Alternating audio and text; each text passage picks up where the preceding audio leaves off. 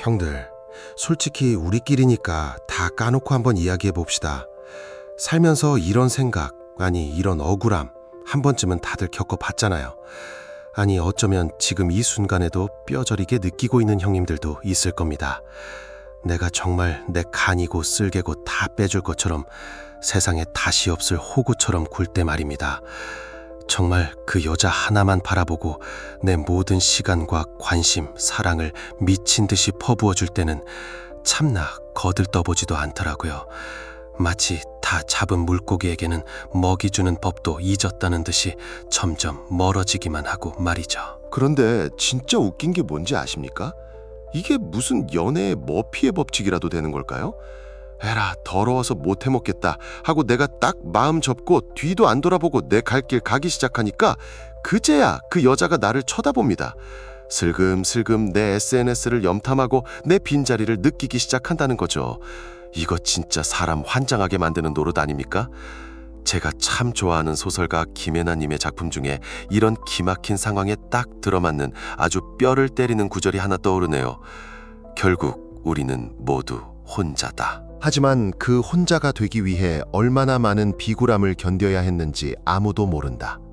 그래서 나는 집에 갈 것이다. 적어도 거기엔 나를 비참하게 만드는 기다림은 없으니까. 어떻습니까? 아주 그냥 우리 마음을 그대로 복사해서 붙여넣기 한 것 같지 않습니까? 우리가 바로 그 집으로, 즉 나 자신의 삶으로 돌아가겠다고 선언하고 땅바닥에 두 발 딱 붙이고 설 때 비로소 상대방은 우리가 서 있던 그 자리가 얼마나 높고 단단했는지를 깨닫게 되는 겁니다. 참 아이러니하죠. 내가 죽어라 뛸 때는 그 가치를 모르더니 내가 멈추니까 그제야 아쉬워한다는 게 말입니다. 반갑습니다, 형님들. 그리고 사랑하는 내 동생들. 지금 이 영상을 클릭한 당신, 내가 안 봐도 비디오입니다. 아마 지금쯤 퇴근하고 어두운 차 안에 혼자 멍하니 앉아 있거나 아니면 집에 들어와서 불도 안 켜고 식탁 위에 김 빠진 캔맥주 하나 따놓고 있겠죠. 방 안을 채우는 건 정막과 스마트폰 화면에서 나오는 차가운 불빛뿐일 겁니다. 그 화면은 뚫어져라 쳐다보는데 정작 기다리는 카톡 답장은 안 오고, 야속한 숫자 1은 마치 당신을 조롱하듯 죽어도 없어지질 않죠. 머릿속으로는 내가 진짜 찌질하게 왜 이러고 있지 하면서도 이놈의 손가락은 말을 안 듣고 자꾸 그 여자 인스타그램을 새로 고침하고 있을 겁니다. 괜찮습니다, 형님. 우리 남자라는 종족이 원래 그래요. 겉으로는 세상 쿨한 척, 상남자 마초인 척 온갖 갑옷은 다 껴입어도 사랑 앞에서는 다들 8살짜리 꼬맹이가 돼버리거든요. 뻔히 길을 잃은 걸 알면서도 죽어도 내비게이션 안 찍고 버티는 그 미련하고도 똥꼬집 같은 자존심. 안 될 거 알면서도 이게 아니란 걸 느끼면서도 붙잡고 있는 거, 그거 제가 다 압니다. 지금 당신은 아마 스스로가 완전한 패배자처럼 느껴질 겁니다. 내가 뭘 잘못했나? 그때 너무 매달려서 정이 떨어졌나? 내가 여기서 진짜 연락을 끊으면 영영 끝나는 거 아닐까? 이런 온갖 후회와 불안 섞인 생각들로 머릿속이 아주 재판정처럼 난장판일 테죠. 하지만 형들, 내가 오늘 진짜 소름 돋는 진실 하나 알려드릴게요. 이 혼란스러운 재판정 같은 머릿속을 한 방에 정리해줄 열쇠 말입니다. 이걸 알면 아마 무릎을 탁 치면서 내가 왜 이걸 몰랐지? 하고 감탄하게 될 겁니다. 잘 들으세요. 심리학적으로, 그리고 남녀 관계라는 그 복잡 미묘한 전장에서 가장 강력하고 치명적인 무기는 말이죠. 당신의 그 현란한 말발도 아니고 두둑한 지갑도 깎아놓은 듯한 외모도 아닙니다. 바로 당신의 부재입니다. 당신이 그 자리에 없다는 사실 그 자체가 당신이 옆에서 100마디 사랑 고백을 늘어놓는 것보다 훨씬 더 큰 소리로 그녀의 심장을 때린다는 겁니다. 오늘 저는 형님들과 마주 앉아서 소주 한 잔 기울이는 기분으로 아주 진솔하고 깊은 이야기를 좀 해보려고 합니다. 우리가 흔히 어디서 주워듣는 여자 꼬시는 기술이나 밀당 잘하는 법, 이런 유치한 거 이야기하려는 거 아닙니다. 솔직히 우리 이제 그런 거 할 나이는 지났잖아요. 그리고 진짜 관계에선 그런 잔재주는 통하지도 않아요. 저는 오늘 우리가 겪는 이 기이한 현상을 아주 깊이 파고들어 볼 겁니다. 왜 여자는 내가 등을 돌리는 바로 그 순간 나를 더 매력적으로, 더 수컷 냄새 물씬 풍기는 남자로, 그리고 미치도록 갖고 싶은 존재로 인식하게 되는가? 여기에 대한 답을 드릴 겁니다. 이건 무슨 상대방을 조종하려는 음흉한 심리 게임이나 복수하겠다고 일부러 연락 씹는 그런 유치한 짓거리가 아닙니다. 우리는 좀 더 고차원적인 진짜 어른 남자의 이야기를 할 겁니다. 바로 내면의 단단함을 키우는 철학. 옛날 로마의 황제들이나 가졌을 법한 그 스토아 철학에 대해 이야기할 거고, 그걸 통해 무너진 당신의 자존감을 어떻게 다시 세울 것인지 알려드릴 겁니다. 앞으로 제가 설명할 5가지 핵심적인 변화를 듣고 나면 당신이 떠난다는 게 단순히 도망치는 것이 아니라 거부할 수 없는 중력을 만들어내는 과정이라는 걸 알게 될 겁니다. 그리고 마지막에는 이 모든 관계의 판도를 완전히 뒤집어 버릴 수 있는 마인드셋의 비밀 하나를 털어놓겠습니다. 이걸 아느냐 모르느냐에 따라서 당신이 평생 여자 뒤만 졸졸졸 쫓아다니는 놈이 될지, 아니면 여자가 당신 그림자만 봐도 설레게 만드는 리더가 될지가 결정될 겁니다. 형님들, 지금 마음속에 폭풍유가 치고 있죠? 그 흙탕물 같은 마음 제가 싹 가라앉혀 드리겠습니다. 진짜 흔들리지 않는 묵직하고 여유로운 남자가 되고 싶다면 번지수 제대로 찾으셨습니다. 본격적으로 이야기 들어가기 전에 아래에 있는 구독 버튼 한 번만 시원하게 눌러주십시오. 이건 저 좋으라고 하는 게 아닙니다. 이건 형님들이 자기 자신한테 하는 약속 같은 겁니다. 그래, 나 이제 더 이상 감정에 휘둘리는 찌질한 놈 안 한다. 나도 이제 머리 차갑게 식히고 진짜 깊이 있는 남자가 되겠다라는 다짐. 그 버튼 한번 누르면서 마음에 박아 넣는 겁니다. 자, 그럼 준비되셨습니까? 우리 남자들끼리 진짜 깊은 이야기 한번 시작해 봅시다. 자, 형님들, 이제 술잔 내려놓고 조금 진지하게, 하지만 아주 솔직하게 속 이야기를 좀 더 파고들어 봅시다. 도대체 왜 이런 말도 안 되는 일이 벌어지는 걸까요? 내가 내 모든 걸 바쳐서 잘해줄 때는 거들떠도 안 보더니, 내가 손 털고 일어서니까 그제야 내 바짓가랑이를 잡고 싶어하는 이 기이한 현상 말입니다. 단순히 여자는 나쁜 남자를 좋아한다 같은 뻔한 소리를 하려는 게 아닙니다. 그건 너무 얕아요. 우리는 그보다 훨씬 깊은 곳, 인간이라는 동물의 머릿속 가장 은밀한 곳을 들여다봐야 합니다. 우리가 겪는 이 연애의 아이러니를 풀려면 겉으로 보이는 행동만 봐서는 답이 안 나옵니다. 진짜 답은 저기 수면 아래, 우리가 평소에는 죽어도 들여다보기 싫은 무의식의 세계에 숨어 있거든요. 심리학에서는 이걸 설명하기 위해 아주 흥미로운 개념을 가져옵니다. 바로 칼 융이라는 심리학계의 전설적인 형님이 말씀하신 그림자라는 놈입니다. 어려운 말 같지만 쫄 필요 없습니다. 아주 쉽게 말해서 이 그림자는 우리 마음속 깊은 곳에 처박아둔 쓰레기 봉투 같은 겁니다. 내가 남들에게 들키기 싫은 찌질함, 열등감, 음습한 욕망, 혹은 내가 억눌러왔던 어떤 재능 같은 것들이 몽땅 거기에 들어있죠. 진짜 무서운 건 이 그림자의 착용입니다. 우리는 내가 내 안에서 인정하기 싫은 모습을 남에게서 발견할 때 기겁을 합니다. 예를 들어 볼까요? 형님들 주변에 유독 이기적인 놈을 보면 치를 떠는 사람이 있죠. 그건 사실 자기 마음속 깊은 곳에 억눌려 있는 이기심이 그 사람을 통해 보이기 때문에 화가 나는 겁니다. 이걸 연애에 대입해보면 아주 소름 돋는 결론이 나옵니다. 형님이 지금 그 여자한테 미친 듯이 매달리고 카톡 하나에 천국과 지옥을 오가고 있다면, 형님은 지금 자신의 결핍과 나약함이라는 그림자를 그 여자에게 투사하고 있는 겁니다. 무의식적으로 나는 혼자서는 아무것도 못하는 반쪽짜리 인간이니 네가 와서 나를 완성해줘 라고 비명을 지르고 있는 꼴이죠. 여자는 본능적으로 이걸 감지합니다. 그리고 그 무거운 그림자를 떠안기 싫어서 도망가는 겁니다. 그런데 형님이 딱 멈추고 뒤로 물러서 내 갈 길을 가기 시작하면 어떻게 될까요? 그 무겁고 끈적하던 그림자가 걷히면서 여자는 비로소 형님이라는 사람 자체를 다시 보게 됩니다. 내가 알던 그 찌질하고 목매던 남자가 아니라 뭔가 알 수 없는 단단함을 가진 남자로 보이기 시작하는 거죠. 이게 바로 심리적인 판도가 뒤집히는 순간입니다. 자, 여기서 한 발 더 들어가 봅시다. 심리학을 넘어서 경제학적으로, 아니 그냥 시장통 장사 원리로만 봐도 답은 명확합니다.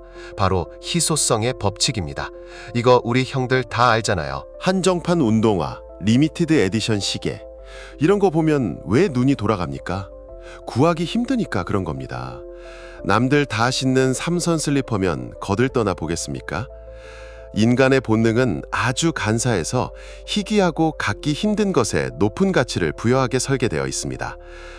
그런데 우리 형님들, 연애할 때 어떻게 합니까? 아주 그냥 무제한 무료 배포 모드 아닙니까? 24시간 대기죠. 카톡 오면 3초 만에 칼답장. 주말에 친구들이랑 축구 약속 있다가도 여자가 오빠 심심해 한마디 하면 축구화 집어던지고 달려나가고. 이러면 형님은 그 여자 인생에서 공기나 수돗물 같은 존재가 되는 겁니다. 없으면 죽을 것 같지만 평소에는 고마운 줄 전혀 모르는, 돈 주고 사기에는 아까운 그런 흔해 빠진 존재 말입니다. 냉정하게 말해서 수요와 공급의 법칙은 남녀 관계에서도 똑같이 적용됩니다. 형님의 사랑과 관심이라는 공급이 넘쳐 흐르는데 그 가치의 가격이 오를 리가 있나요? 떡락하는 겁니다. 떡락. 형님이 언제나 그 자리에 있고 언제든 부르면 튀어나가는 예스맨이 되는 순간 여자의 마음속에 있는 호기심과 정복욕은 그 즉시 사망 선고를 받습니다. 아, 이 남자는 내가 뭘 해도 내 옆에 있겠구나. 이 생각이 드는 순간 긴장감은 사라지고 지루함만 남는 겁니다. 형님들, 여자도 사냥 본능이 있습니다. 자기가 노력해서 쟁취하고 싶은 남자를 원해요.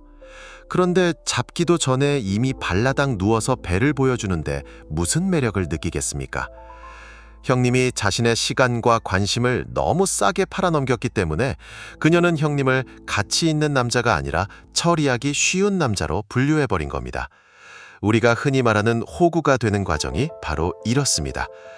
형님의 그 헌신이 나쁘다는 게 아닙니다. 문제는 그 헌신이 너무 쉽고 너무 당연하게 주어진다는 데 있습니다. 그래서 형님이 연락을 끊고 자신의 삶에 집중하기 시작하면 여자는 혼란에 빠집니다. 원래 내 뒤만 졸졸 쫓아다니던 남자가 어디 갔지? 항상 불이 켜져 있던 자판기가 갑자기 전원이 나간 겁니다. 그때부터 여자는 궁금해집니다. 지금 뭐 하고 있을까? 혹시 다른 여자가 생겼나? 내가 매력이 없나? 이 궁금증이 바로 관심의 시작이고 그 관심이 커지면 다시 욕망이 됩니다. 형님의 부재가 형님의 가치를 재평가하게 만드는 겁니다. 우리가 백화점에서 물건 하나를 살 때도 마지막 한 개, 오늘만 이 가격이라는 품절 임박딱지가 붙으면 마음이 급해지잖아요. 사람 마음도 똑같습니다. 형님이 더 이상 언제든 가질 수 있는 쉬운 남자가 아니라는 걸 깨닫게 해줘야 합니다. 나의 시간은 소중하고 나의 관심은 비싸다는 걸 행동으로 보여줘야 합니다. 말로만 나 바쁜 사람이야 라고 해봤자 소용없습니다. 진짜로 형님의 인생을 사느라 바빠야 합니다. 그래야 그 여자가 형님의 시간을 한 조각이라도 얻어내기 위해 안달이 나게 되는 겁니다. 결국 형님이 멈추는 그 순간 형님은 재고떨이 상품에서 구하기 힘든 명품으로 신분 상승을 하는 겁니다. 이게 바로 우리가 본능적으로 끌리는 희소성의 마법이고 형님이 지금 당장 실천해야 할 전략의 핵심입니다. 여자를 꼬시려고 기술을 쓰는 게 아니라 형님 스스로가 귀한 사람이 되라는 말입니다. 그러면 여자는 알아서 따라오게 되어 있습니다. 우리 형들 이제 좀 감이 잡히십니까? 우리는 이제 수돗물이 아니라 저기 프랑스 알프스 깊은 골짜기에서 퍼올린 최고급 탄산수가 되어야 하는 겁니다. 형님들, 방금 우리가 희소성이니 수요와 공급이니 하는 경제학 이야기를 좀 했잖아요. 그런데 사실 이 문제는 단순히 시장 논리로만 따지기에는 훨씬 더 깊고 무거운 무언가가 있습니다. 우리가 왜 그토록 여자 문제에 목을 매고 내 자존심 다 구겨가며 매달리는지 그 근본적인 이유를 파헤쳐보려면 우리는 아주 오래된 지혜, 바로 로마 제국의 황제이자 위대한 철학가였던 마르쿠스 아우렐리우스 형님의 지혜를 빌려야 합니다. 이 형님이 남긴 말 중에 진짜 우리 뼈를 때리다 못해 가루로 만드는 명언이 하나 있습니다. 너는 네 마음을 지배할 권능을 가지고 있다. 바깥에서 벌어지는 사건들이 아니라 바로 네 마음속의 말이다. 이것을 깨닫는 순간 너는 무한한 힘을 얻게 될 것이다. 이게 무슨 뜬구름 잡는 소리냐고요? 천만에요. 형님들, 지금 우리 꼬라지를 한번 봅시다. 우리가 그 여자 꽁무니를 쫓아다니고 제발 나 좀 봐줘, 나랑 다시 만나줘 하면서 애걸복걸할 때 우리는 이 황제 형님의 가르침을 아주 정면으로 위반하고 있는 겁니다. 냉정하게 말해서 우리는 지금 내 행복의 결정권, 내 기분의 스위치를 그 여자 손에 쥐어준 꼴이라고요. 생각해보세요. 아침에 눈 뜨자마자 그 여자한테서 카톡이 와 있으면 하루가 천국이고, 답장이 없거나 쌀쌀맞으면 그날 하루는 그냥 지옥이잖아요. 회사 가서 일도 손에 안 잡히고 친구들이랑 술을 마셔도 맛이 없고, 이게 뭡니까? 내 인생의 주인은 나여야 하는데 왜 내 기분이 그 여자의 손가락 끝에서 결정되냐는 말입니까? 우리는 지금 외부 사건, 즉 그 여자의 반응이라는 통제 불가능한 변수에 내 영혼을 저당 잡힌 겁니다. 그리고 형님들, 이거 하나는 진짜 명심해야 합니다.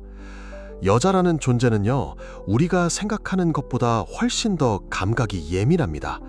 수백만 년 전부터 진화해온 생존 본능 덕분에 여자는 남자의 의존성 냄새를 기가 막히게 맡습니다. 진짜 농담 아니에요. 형님이 겉으로는 아무렇지 않은 척, 쿨한 척해도 속으로 너 없으면 나 죽어 라는 마음을 품고 있으면 여자는 귀신같이 그 찌질하고 눅눅한 냄새를 감지합니다. 그리고 장담하건대 세상에서 남자의 매력을 가장 빠르게 갉아먹는 것이 바로 이 나약함과 자제력 부족입니다. 한번 입장 바꿔서 생각해 봅시다. 형님 옆에 어떤 여자가 있는데 형님 표정 하나하나에 울고 웃고, 형님이 조금만 기분 안 좋아 보여도 오빠 나한테 화났어? 내가 뭐 잘못했어? 하면서 쩔쩔맨다고 쳐봐요. 처음에는 좀 귀엽네 싶을 수도 있겠지만 계속 그래봐요. 피곤하지 않겠습니까? 부담스럽지 않겠습니까? 아니, 얘는 지 인생이 없나? 왜 나만 쳐다봐? 이런 생각 들지 않겠습니까? 남자도 마찬가지입니다. 아니, 남자는 더하죠. 여자는 본능적으로 기댈 수 있는 든든한 바위 같은 남자를 원합니다. 그런데 바위는커녕 내 기분 하나 주체 못해서 여자 눈치나 살살 보고 감정 기복이 롤러코스터를 타는 남자가 어떻게 든든한 버팀목이 되겠습니까? 그런 나약함은 사랑을 불러일으키는 게 아니라 아주 기분 나쁜 동정심이나 심하게는 짜증만 유발할 뿐입니다. 아, 이 남자 참 별로다라는 생각이 드는 순간 게임은 끝난 겁니다. 그렇기 때문에 형님들, 내가 이제 그만두겠다, 떠나겠다라고 결심하는 그 순간은 단순히 몸이 그 여자 곁을 떠나는 물리적인 이동이 아닙니다. 이건 훨씬 더 거대하고 상징적인 사건입니다. 바로 형님이 잃어버렸던, 바닥에 내팽개쳤던 내 에너지와 자존감을 회수하는 작업입니다. 그동안 형님은 자신의 소중한 정신적 에너지, 시간, 감정을 그 여자라는 밑빠진 독에 붓고 있었던 겁니다. 그런데 이제 수도꼭지를 잠그는 거죠. 그리고 세상과 그 여자에게 말 한마디 없이 아주 강력한 메시지를 던지는 겁니다. 나는 너를 좋아했다. 우리 관계를 소중하게 생각했다. 하지만 나는 내 자존감을 그 무엇보다 더 소중하게 생각한다. 이 얼마나 멋진 선언입니까? 형님이 더 이상 그녀에게 나 좀 사랑해줘 라고 구걸하지 않고 스스로를 사랑하고 존중하기 시작할 때 그 에너지는 고스란히 형님에게 돌아옵니다. 그리고 바로 그 순간 여자의 머릿속에서는 비상벨이 울리기 시작합니다. 심리학적으로 아주 재미있는 현상이 벌어지는데 바로 상실에 대한 공포와 본능적인 호기심이 동시에 작동하는 겁니다. 그 전까지 형님은 그녀에게 일종의 거울이었습니다.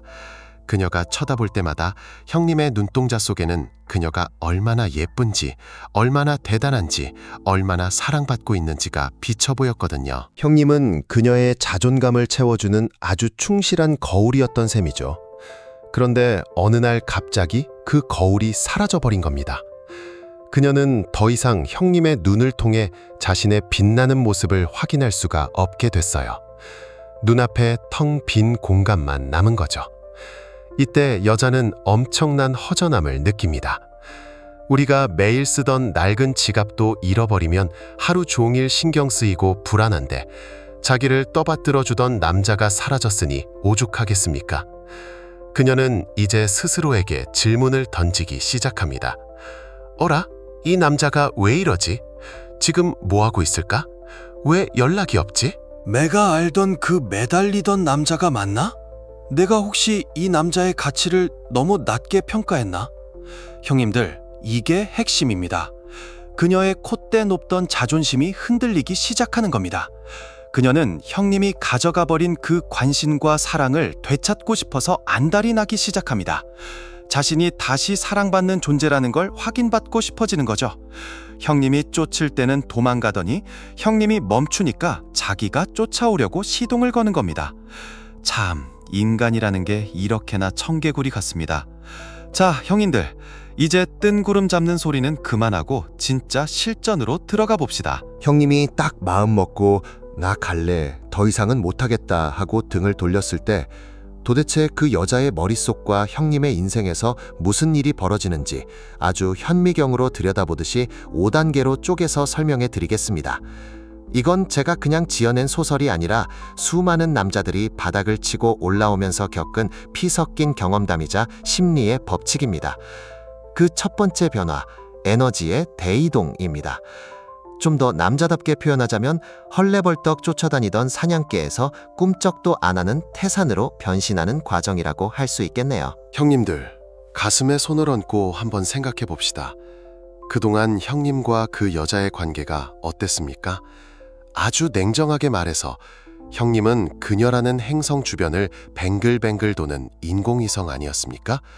아침에 눈 뜨면 잘 잤어? 점심때는 밥은 먹었어? 저녁에는 오늘 별일 없었어? 아주 그냥 24시간 대기조가 따로 없었죠.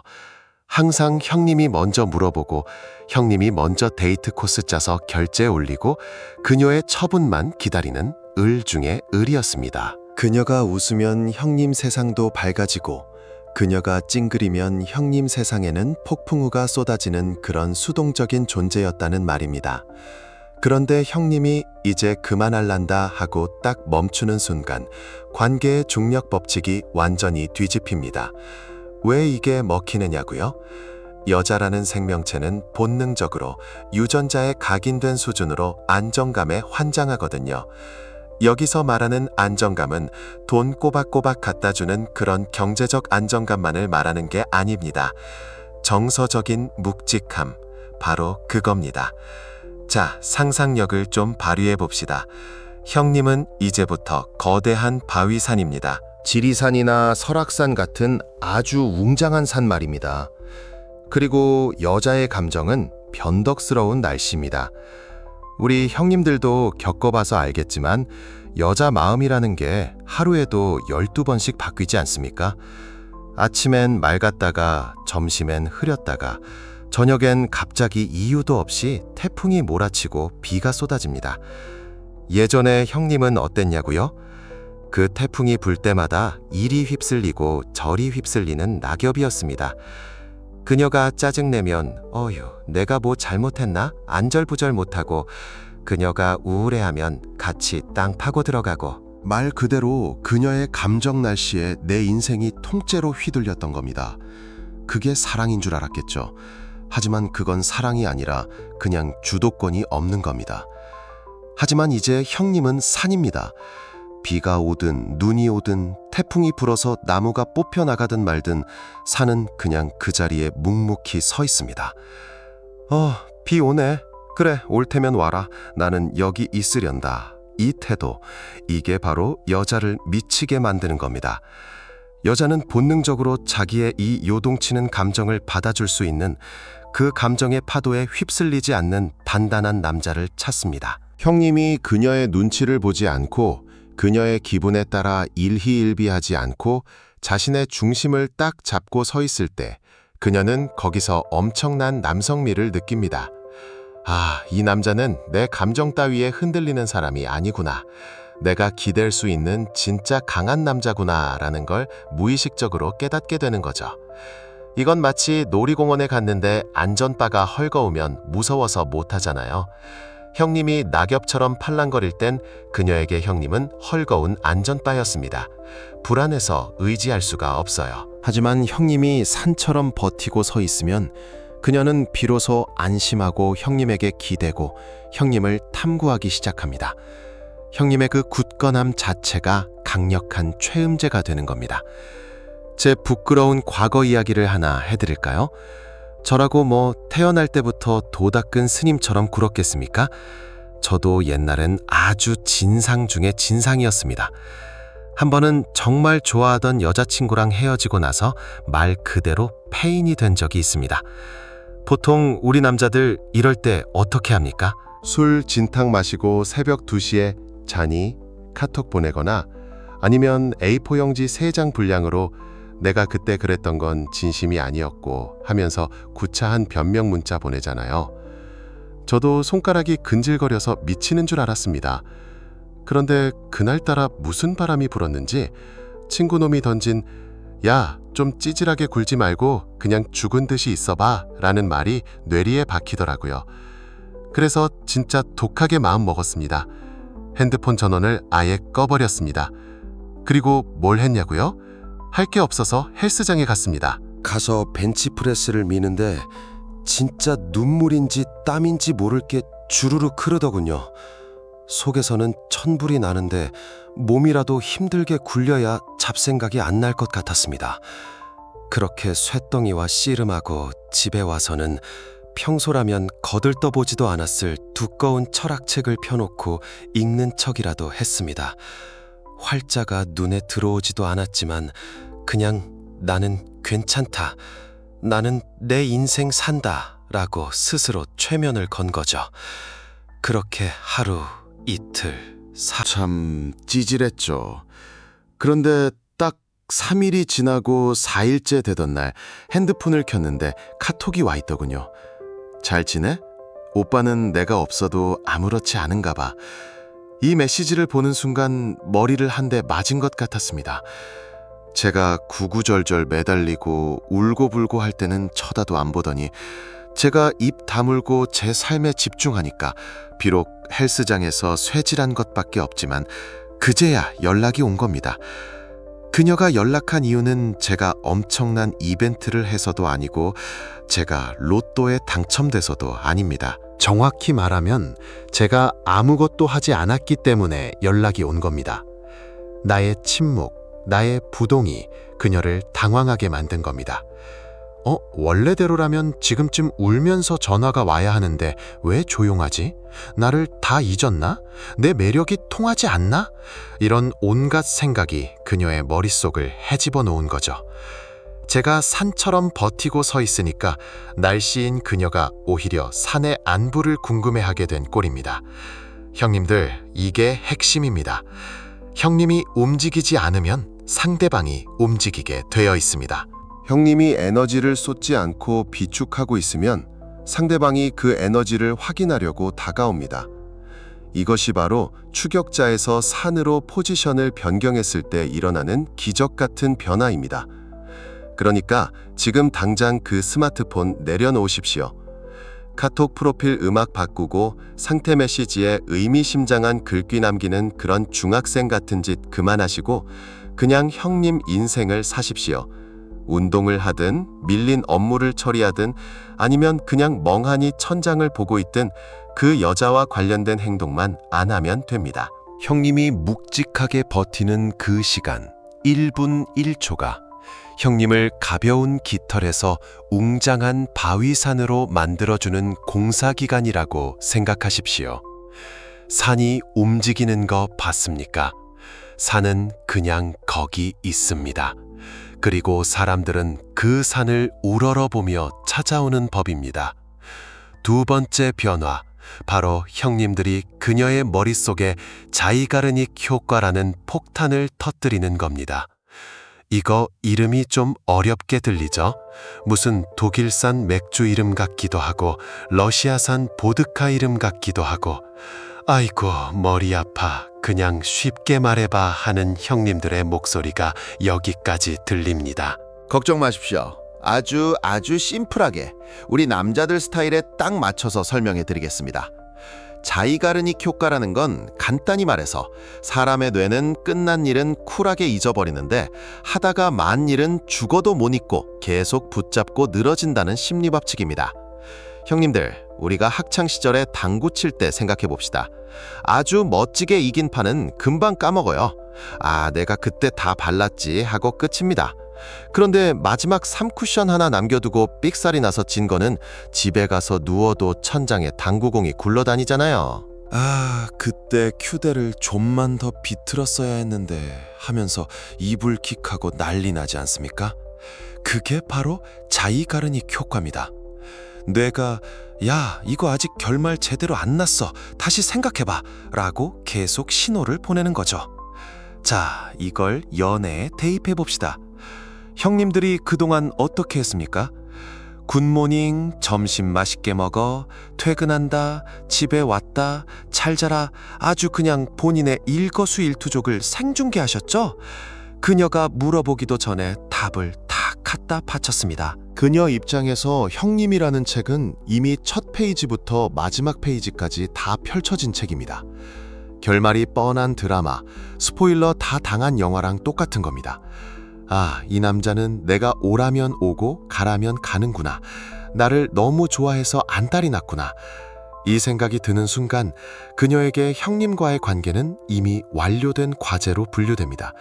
클리어한 게임 폴더에 처박히는 겁니다. 더 이상 공략할 필요도 없고 궁금할 것도 없으니 뇌가 에너지를 쓸 이유가 없죠. 그러니 설렘이 사라지는 겁니다. 그런데 갑자기 정말 뜬금없이 나 이제 그만할게 혹은 아무 말 없이 쓱 빠져버렸다고 칩시다. 그 순간 그녀의 머릿속에서는 비상벨이 울립니다. 뭐지? 이 드라마 여기서 끝나면 안 되는데? 다음 내용이 있어야 하는데?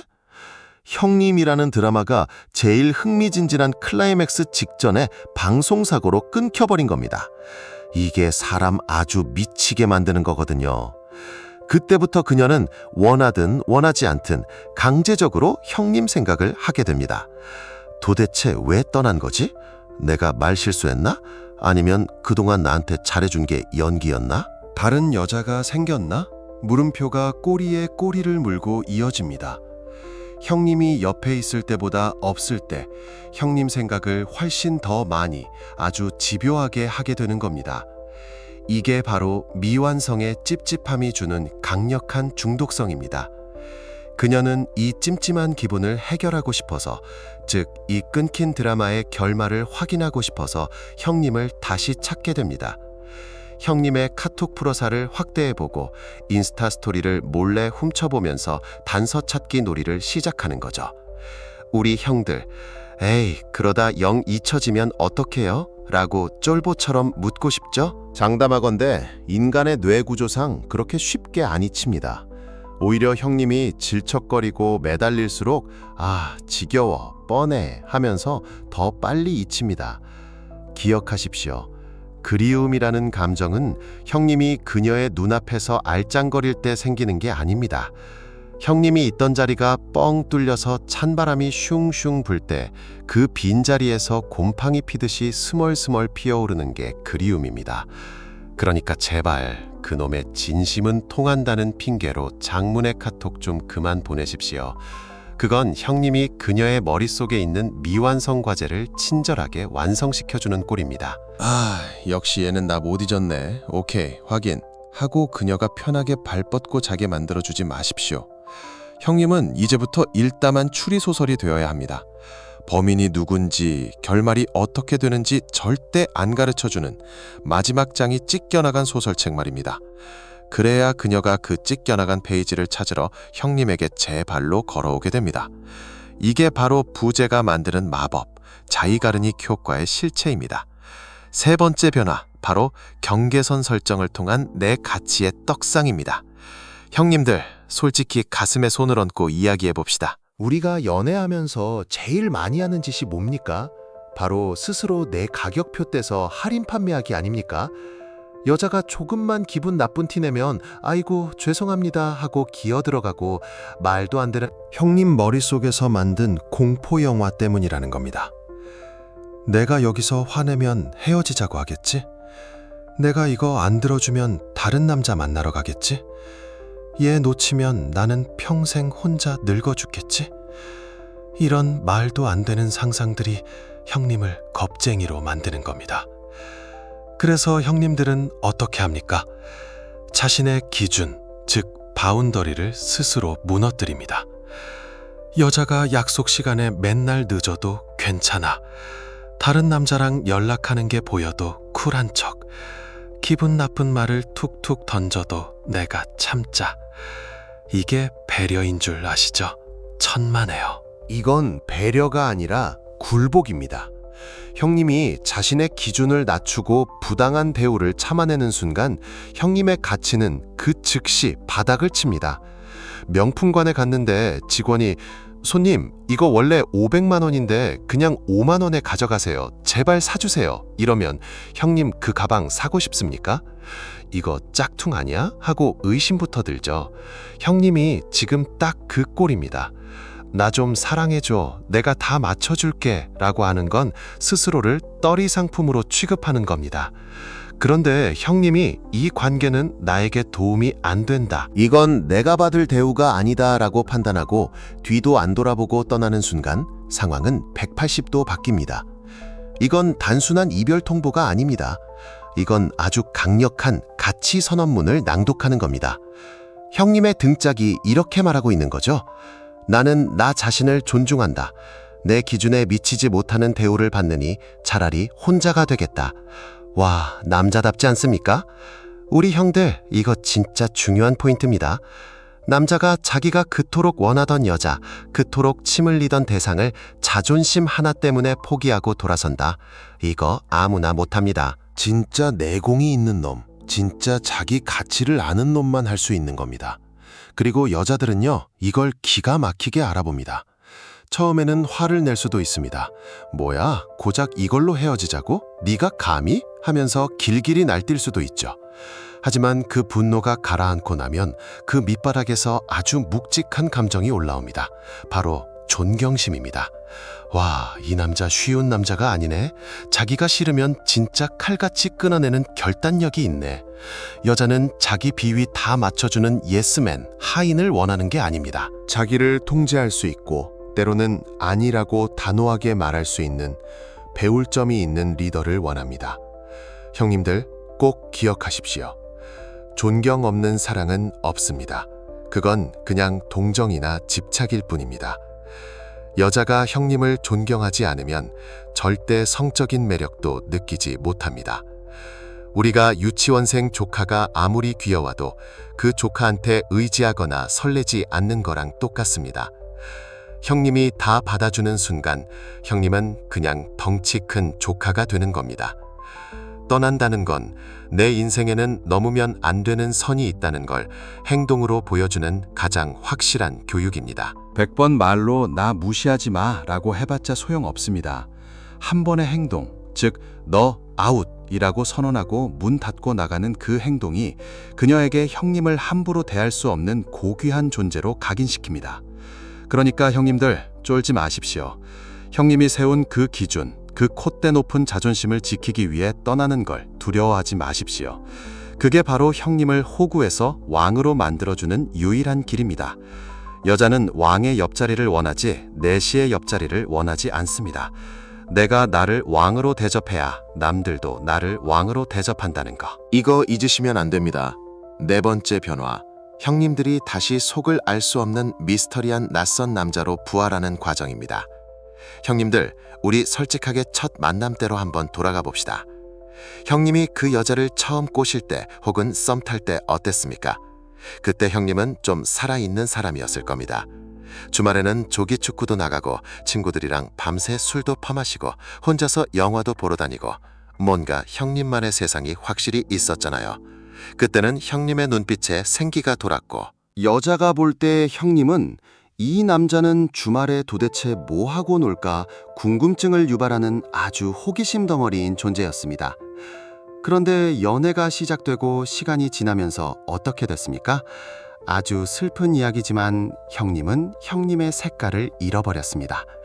물에 술 탄 듯 술에 물 탄 듯 형님이라는 고유한 인간이 그냥 그 여자의 남자친구라는 직함 하나로 쪼그라들어 버린 겁니다. 친구들이 야, 이번 주에 낚시 가자 하면 뭐라고 합니까? 아, 나 여친 만나야 돼. 회사 동료가 오늘 한잔할까? 하면 여친이 싫어해서 안 돼. 형님은 스스로를 고립시키고 형님의 모든 스케줄과 인생의 초점을 그 여자한테 맞췄습니다. 그게 사랑이고 헌신인 줄 알았겠죠. 하지만 냉정하게 말하면 형님은 지루한 남자가 된 겁니다. 여자가 형님을 볼 때 더 이상 궁금한 게 없어요. 주머니 뒤지면 먼지밖에 안 나오는 뻔한 남자가 돼버린 겁니다. 예측 가능한 남자는 안정감을 줄지는 몰라도 성적인 긴장감이나 설렘은 절대 못 줍니다. Chỉ cần chính xác những gì tôi gửi, không thêm, không bớt, không giải thích gì thêm. 그런데 형님이 이별을 고하거나 냉정하게 거리를 두고 떠나는 순간 마법 같은 일이 벌어집니다. 형님이 무너진 자신의 왕국을 다시 건설하기 시작하는 거죠. 그동안 못 만났던 불알 친구들 만나서 소주도 한잔하고 주말에는 땀 뻘뻘 흘리며 등산도 가고 예전부터 배우고 싶었던 외국어나 운동 혹은 헬스장에서 쇠덩이와 사투를 벌이며 몸을 만들기 시작합니다. 형님은 이제 그 여자를 위해 비워뒀던 시간을 온전히 나 자신으로 꽉 채우기 시작합니다. 그리고 이 변화가 SNS를 통해 혹은 건너 들려오는 소문을 통해 그녀에게 전달되는 순간 그녀의 머릿속은 뒤집어집니다. 그녀가 상상한 시나리오는 이런 거였습니다. 내가 없으니까 걔는 지금쯤 방구석에서 찌질하게 내 사진 보면서 울고 있겠지. 페인처럼 지내겠지. 이런 우월감을 느끼고 싶었는데 막상 뚜껑을 열어보니 웬걸 형님이 너무 멀쩡하게, 아니 오히려 연애할 때보다 더 활기차고 멋지게 살고 있는 겁니다. 인스타그램에 올라온 형님의 사진 한 장, 아주 멋진 풍경을 배경으로 환하게 웃고 있는 형님의 모습. 혹은 분위기 좋은 바에서 위스키 한 잔 들고 있는 그 여유로운 모습. 이 사진을 보는 순간 여자의 머릿속에는 수만 가지 물음표가 폭죽처럼 터집니다. 잠깐만, 누가 찍어준 거야? 이거 진짜 여자들 미치게 만드는 포인트입니다. 남자끼리 갔으면 저렇게 예쁘게 찍어줄 리가 없는데 혹시 새로운 여자가 생겼나? 나보다 예쁜가? 나랑 헤어진 지 얼마나 됐다고 벌써? 형님은 아무 말도 안 했는데 그녀 혼자 소설을 쓰고 영화를 찍고 북치고 장구치고 난리가 납니다. 형님이 나 잘 지내라고 말할 필요도 없습니다. 아니, 오히려 아무 말 없이 그저 묵묵히 형님의 삶을 즐기는 그 모습 자체가 그녀에게는 엄청난 타격감을 줍니다. 내가 이 남자 인생의 전부인 줄 알았는데 나 없이도 저렇게 행복하다고? 그럼 나는 뭐였지? 형님은 다시 익숙하지만 낯선 남자가 되는 겁니다. 예전에는 속옷 사이즈까지 다 아는 편안한 옆집 오빠 같았는데 이제는 손에 잡힐 듯 잡히지 않는, 무슨 생각을 하는지 도통 알 수 없는 미스터리한 남자가 된 거죠. 이 신비감이라는 거, 이게 바로 로맨스의 불쏘시개입니다. 다 아는 내용의 영화를 돈 주고 다시 보는 사람이 몇이나 됩니까? 결말을 모를 때, 스토리가 어떻게 전개될지 모를 때 우리는 스크린에서 눈을 떼지 못합니다. 형님의 부재가 만들어낸 그 빈 공간, 그리고 그 공간을 형님만의 멋진 라이프 스타일로 채워가는 모습, 거기서 뿜어져 나오는 여유와 비밀스러움, 이것이 그녀의 호기심을 자극하고 그 호기심은 곧 질투가 되고 그 질투는 다시 걷잡을 수 없는 소유욕으로 변질됩니다. 호기심은 고양이를 죽인다는 말이 있죠. 연애판에서는 다릅니다. 호기심은 죽어가던 여자의 욕망을 다시 살려냅니다. 그녀는 이제 형님이 궁금해서 미칠 지경이 될 겁니다. 형님이 잃어버렸던 그 치명적인 매력, 바로 미스터리라는 양념이 관계에 다시 팍팍 뿌려진 겁니다. 자, 형님들, 지금까지 우리가 5가지의 핵심적인 변화에 대해 아주 침이 마르도록 이야기했습니다. 그런데 말입니다. 이 모든 기술과 전략을 관통하는, 아니, 이 모든 것이 가능하게 만드는 단 하나의 마스터키가 남아 있습니다. 사실 앞서 말한 4가지를 아무리 흉내낸다 하더라도 지금부터 이야기할 이 마인드셋의 비밀이 빠져 있다면 그건 그냥 안고 없는 찐빵이고 엔진 없는 스포츠카일 뿐입니다.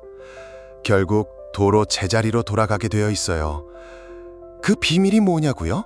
바로 결핍의 마인드에서 풍요의 마인드로 뇌 구조를 싹 다 갈아엎는 것입니다. 우리 솔직해져 봅시다. 형님이 그 여자에게 그토록 매달리고 집착하고 불안해했던 근본적인 이유가 뭘까요? 사랑해서? 물론 그렇겠죠. 하지만 더 깊은 곳을 들여다보면 공포가 숨어 있습니다. 이 여자가 아니면 안 될 것 같다는 공포. 아, 이 여자를 놓치면 다시는 이런 사람을 못 만날 것 같다는 두려움 말입니다. 이게 바로 전형적인 빈곤한 자의 사고방식, 결핍의 마인드입니다. 마치 사막 한가운데서 물 한 병을 들고 있는 것과 같습니다. 이 물이 쏟아지거나 누가 뺏어가면 난 죽는다고 생각하니 손을 벌벌 떨면서 물병을 움켜쥐는 겁니다. 그런데 형님, 그렇게 벌벌 떨면 물은 더 잘 쏟아지는 법입니다. 여자는 형님의 그 떨리는 손, 그 불안한 눈빛에서 여유 없음을 읽어냅니다. 그리고 여유 없는 남자는 미안하지만 매력이 없습니다. 이제 우리는 이걸 뒤집어야 합니다. 형님은 사막의 조난자가 아니라 거대한 바다의 주인이어야 합니다. 이게 바로 풍요로운 자의 사고방식입니다. 세상에 여자가 몇 명인지 아십니까? 30억 명이 넘습니다. 농담이 아니라 진짜 팩트입니다. 형님이 지금 목매는 그 여자보다 더 예쁘고 더 착하고 더 형님과 잘 맞는 여자는 세상에 널리고 널렸습니다. 단지 형님이 그 여자의 콩깍지에 씌어서 못 보고 있을 뿐이죠. 형님이 이 사실을 뼈저리게 깨닫는 순간 태도가 완전히 바뀝니다. 네가 가면 나는 죽어가 아니라 네가 가면 어쩔 수 없지, 내 가치를 알아보는 다른 좋은 사람 만나면 되니까 라는 배짱이 생기는 겁니다. 이건 거만함과는 다릅니다. 이건 나 자신에 대한 확신입니다. 내가 꽤 괜찮은 남자고 내가 노력해서 만든 내 인생이 가치 있다는 걸 알기 때문에 굳이 나를 싫다는 사람에게 구걸할 필요가 없다는 걸 아는 겁니다. 마치 왕이 자신의 성에 손님을 초대하는 것과 같습니다. 손님이 나 이 성 별로예요. 안 들어갈래. 라고 한다고 해서 왕이 바짓가랑이 잡고 웁니까? 아니죠. 그래? 그럼 가라. 들어오고 싶어하는 사람은 줄을 섰다 하고 문을 닫아버리죠.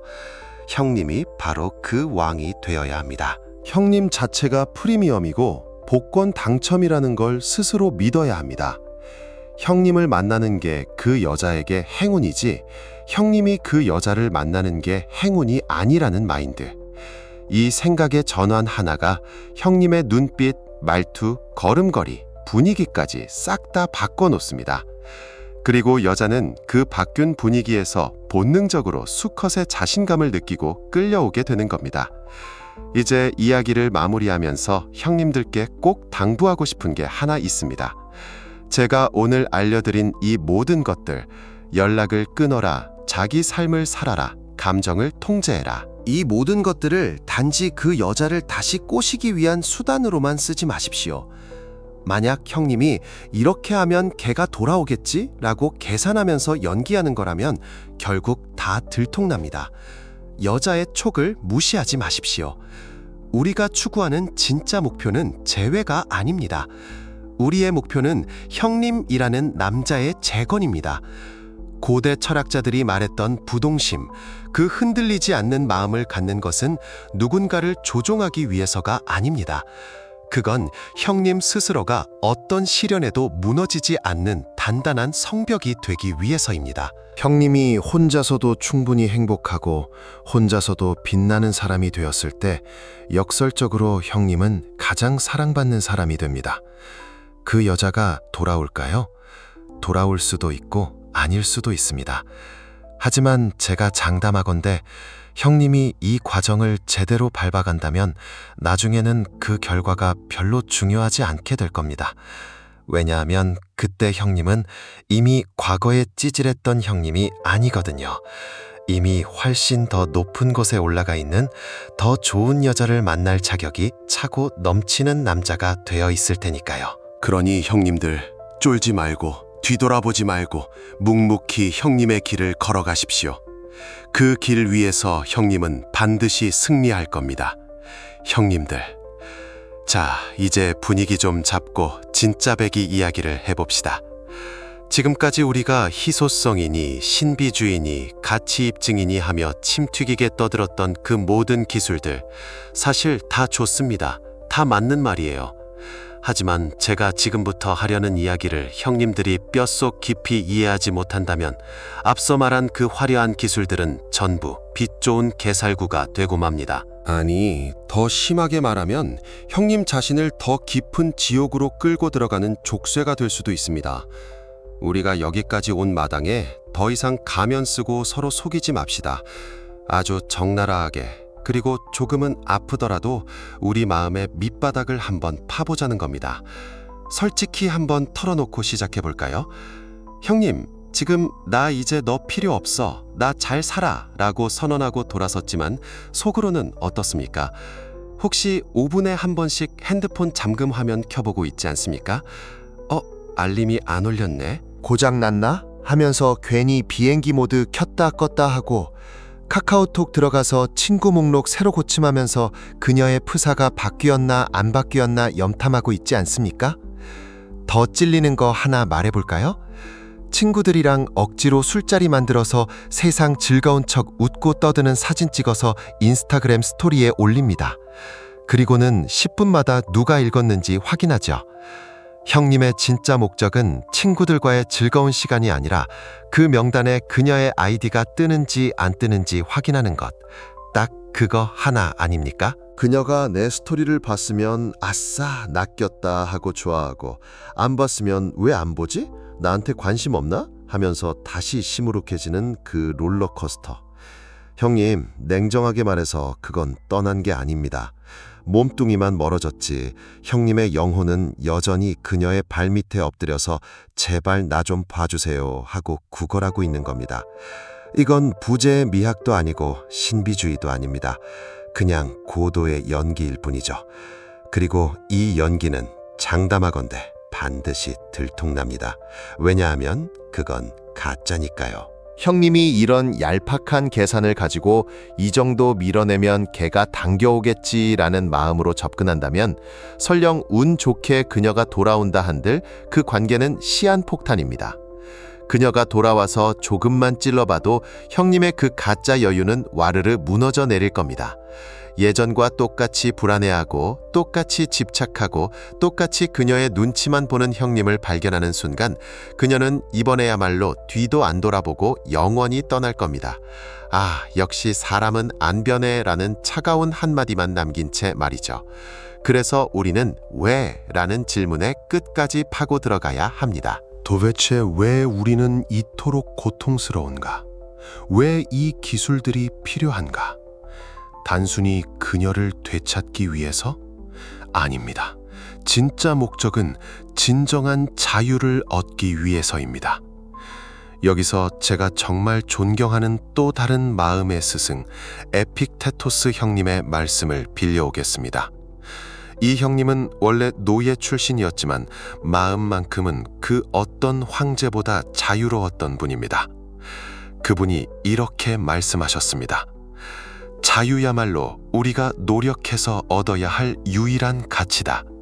하지만 헛된 욕망에 묶여있는 자에게 자유는 결코 찾아오지 않는다.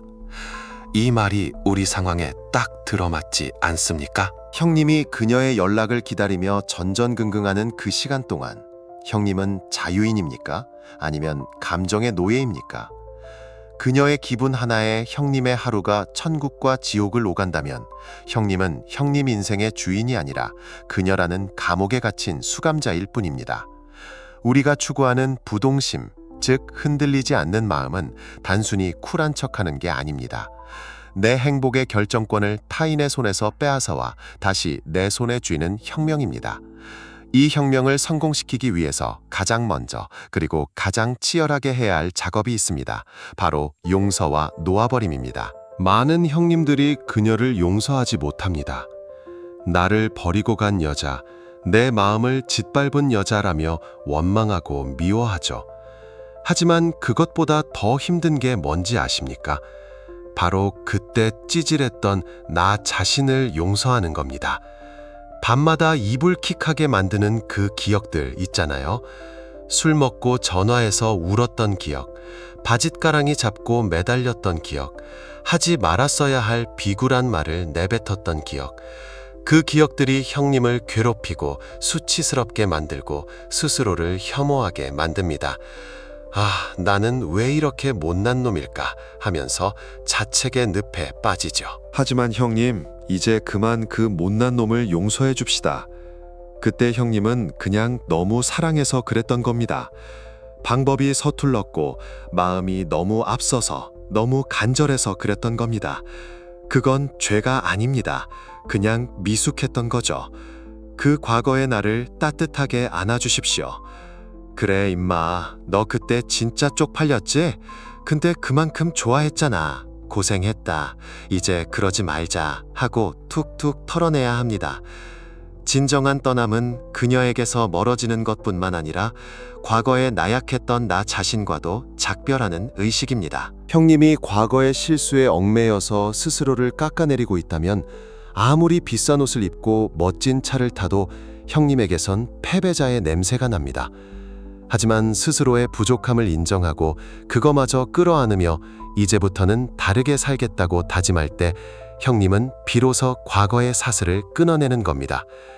이렇게 마음의 짐을 내려놓고 나면 이제 형님의 내면엔 황무지 같았던 빈 땅이 보일 겁니다. 그동안 그녀에게 신경 쓰느라 잡초가 무성하고 말라 비틀어졌던 형님의 마음반 말입니다.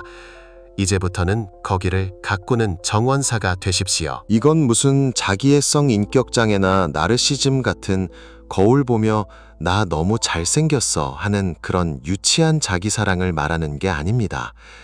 제가 말하는 자기사랑은 훨씬 더 묵직하고 숭고한 겁니다. 내 안에 있는 생명력을 귀하게 여기는 태도입니다. 형님 마음속의 정원에 물을 주십시오. 어떤 물이냐고요? 정직함, 인내, 긍지, 연민 같은 가치들의 물입니다. 오늘 하루 나 자신에게 부끄럽지 않게 살았는가? 힘든 순간에도 쉽게 포기하지 않고 버텼는가? 타인의 시선이 아니라 나의 기준으로 선택했는가? 남을 비난하려 노력했는가? 이런 질문들을 던지며 하루하루를 채워나가는 겁니다. 헬스장에서 근육을 키우는 것만큼이나 아니 그보다 더 중요한 게 바로 이 마음의 근육을 키우는 일입니다. 형님이 아침에 일어나서 이불을 개고 거울을 보며 면도를 하고 책을 읽고 땀 흘려 운동하고 맡은 일에 몰입하는 그 모든 과정이 사실은 무너진 형님의 왕국을 다시 세우는 벽돌 한 장 한 장을 쌓는 과정입니다. 예전에는 이 모든 걸 그녀에게 잘 보이기 위해서 했다면 이제는 오로지 나라는 남자의 품격을 위해서 하는 겁니다. 이 차이가 느껴지십니까? 동기가 바뀌면 결과물의 질이 달라집니다. 보여주기식이 아니라 진짜 내면에서 우러나오는 단단함이 쌓이기 시작합니다.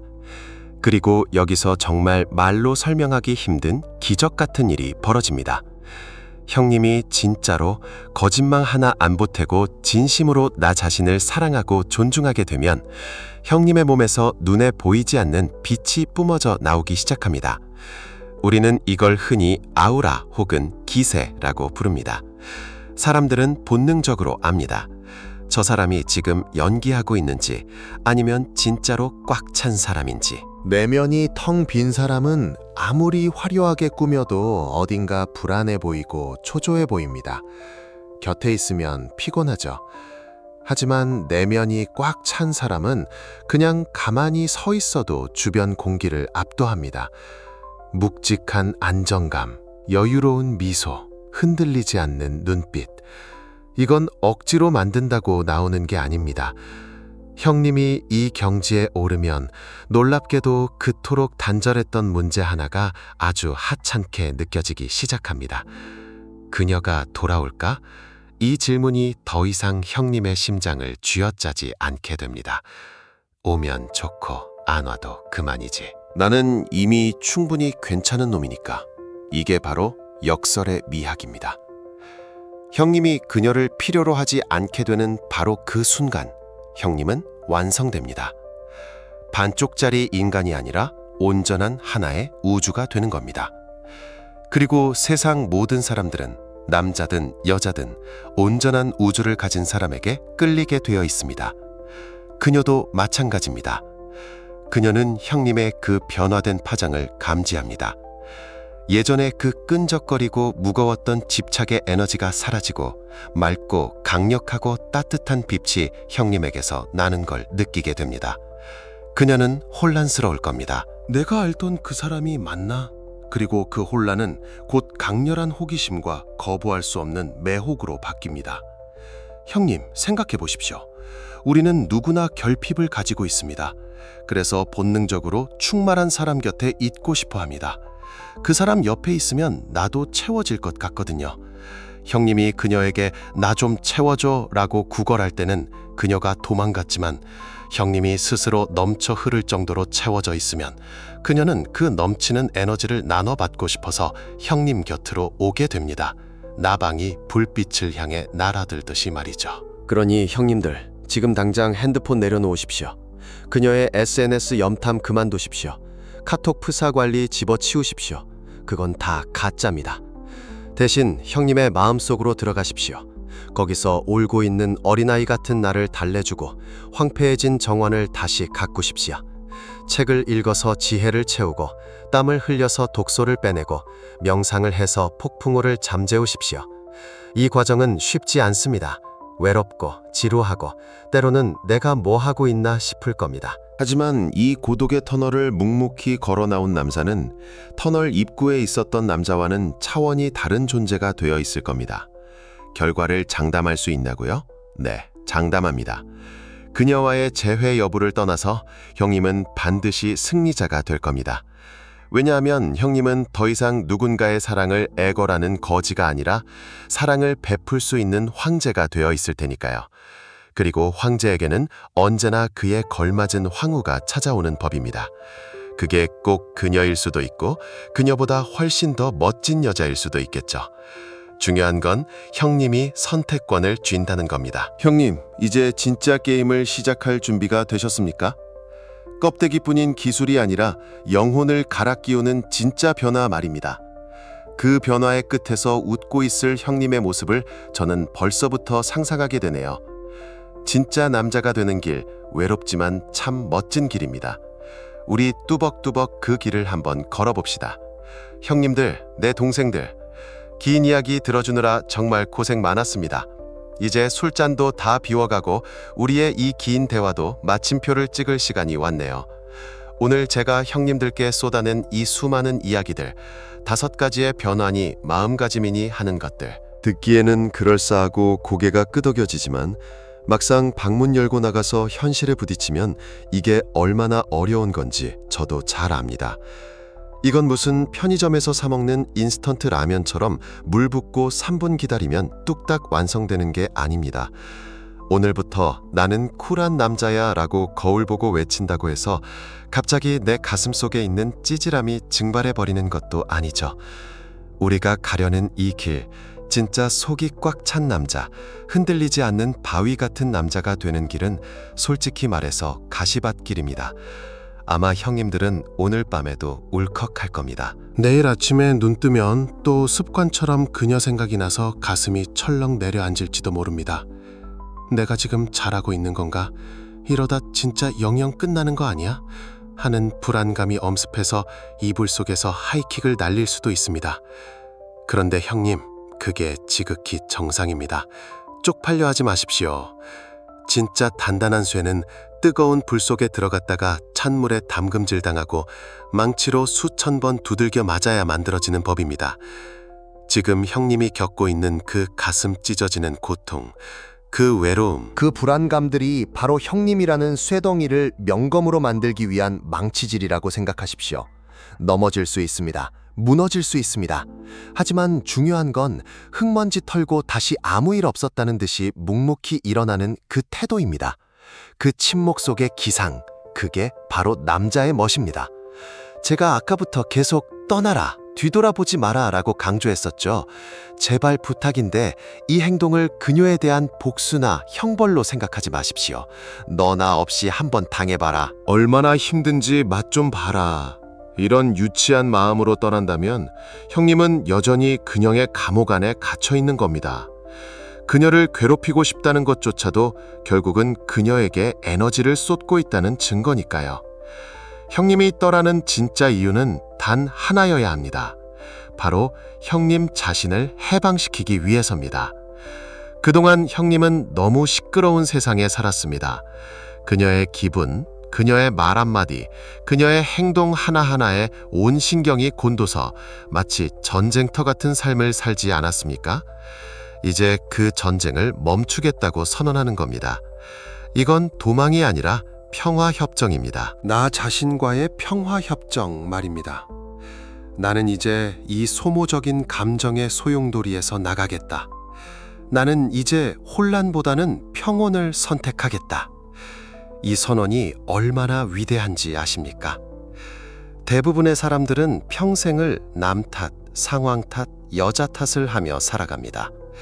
제가 나를 화나게 했어. 제가 나를 비참하게 만들었어. 라며 징징거립니다. 하지만 진짜 남자는 탓을 하지 않습니다. 대신 책임을 집니다. 그래, 내가 사람을 잘못 봤을 수도 있다. 내가 대처가 미숙했을 수도 있다. 하지만 이제부터 내 감정과 내 인생은 내가 책임진다. 내 행복의 열쇠는 내가 쥔다. 이 책임감을 짊어지는 순간 형님의 어깨는 무거워질지 몰라도 마음은 깃털처럼 가벼워질 겁니다. 더 이상 누군가에게 내 기분을 구걸하지 않아도 되니까요. 비굴하게 무릎 꿇고 사랑을 애원하는 을의 연애가 아니라 두 발로 당당하게 서서 내 길을 가는 갑의 인생을 선택하는 겁니다. 이게 바로 우리가 추구하는 본능적인 야성이자 품격입니다. 그리고 형님들, 여자 문제에 대해서 마지막으로 딱 한마디만 더 하겠습니다. 형님이 억지로 형님 몸을 구겨서 팔다리를 자르고 깎아서 그 여자가 원하는 모양의 상자에 들어가려고 하지 마십시오. 맞지도 않는 옷을 입으려고 숨을 참고 배를 집어넣는 짓, 그거 오래 못 갑니다. 결국 옷이 터지든 형님이 숨막혀 죽든 둘 중 하나는 사단이 납니다. 형님은 형님대로 살아야 합니다. 형님이 가장 형님다운 모습일 때 땀 흘려 일하고 미친 듯이 운동하고 친구들과 호탕하게 웃고 혼자만의 시간에 깊이 몰입해 있는 그 진짜 형님의 모습을 사랑해주는 여자가 어딘가에 분명히 있습니다. 진짜 인연은 형님이 나를 좀 봐줘라고 애원할 때 나타나는 게 아니라 형님이 나로서 충분하다라고 느낄 때 선물처럼 다가오는 법입니다. 그 여자는 형님의 완벽함을 사랑하는 게 아닙니다. 형님의 상처, 형님의 투박함, 형님의 고집, 그리고 그 모든 것을 끌어안고 묵묵히 전진하는 형님의 그 등짝을 사랑하는 겁니다. 그러니까 제발 누군가의 입맛에 맞추려고 스스로를 변형시키지 마십시오. 형님은 그 자체로 이미 하나의 걸작이 될 원석입니다. 다만 아직 세공이 좀 덜 됐을 뿐이죠. 지금 우리가 겪는 이 아픔이 바로 그 세공 과정인 겁니다. 자, 이제 진짜 마지막입니다. 오늘 제가 형님들께 드린 말씀들이 그냥 한 귀로 듣고 한 귀로 흘리는 잔소리가 되지 않았으면 좋겠습니다. 이 영상 끄고 나면 또다시 적막한 방 안에 혼자 남겠지만 그때 형님의 눈빛은 아까와는 달라져 있어야 합니다. 그래서 제가 형님들께 작은 미션 하나를 제안하려고 합니다. 지금 당장 이 아래 댓글창에 숫자 5를 적어주십시오. 이 숫자 5는 그냥 숫자가 아닙니다. 오늘 우리가 뼈저리게 이야기 나눴던 그 5가지의 변화를 상징하는 것이기도 하지만 더 중요한 의미가 있습니다. 형님, 선을 한번 펴보십시오. 5개의 손가락이 보이죠? 이제 그 5손가락을 꽉 쥐어 보십시오. 뭐가 됩니까? 네, 주먹이 됩니다. 이 숫자 5는 형님의 5손가락을 모아 꽉 쥔 단단한 주먹을 의미합니다. 이제 더 이상 흔들리지 않겠다는 다짐, 나약했던 과거의 나를 부수고 다시 태어나겠다는 결의, 내 인생을 내 힘으로 꽉 움켜쥐겠다는 맹세, 그 비장한 각오를 담아서 댓글창에 숫자 5를 박아주십시오. 남들이 보면 그냥 숫자 하나일지 몰라도 우리끼리는 압니다. 그게 형님이 형님 자신에게 보내는 무언의 신호탄이라는 것을요.